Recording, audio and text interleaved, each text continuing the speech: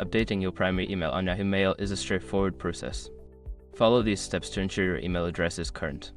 Step 1. Sign into Yahoo Mail. Go to the Yahoo Mail website and enter your login credentials to access your account. Step 2. Access account info. Once logged in, click on your profile name or icon in the top right corner. From the drop-down menu, select account info. Step 3. Go to account security.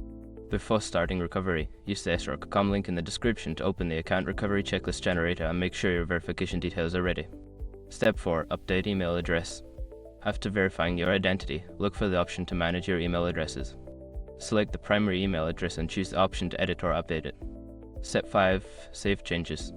Once you have entered the new primary email address, make sure to save your changes. You may receive a confirmation email at your new address to finalize the update. By following these steps, you can easily update your primary email on Yahoo Mail. Make sure to check your new email for any verification messages to complete the process.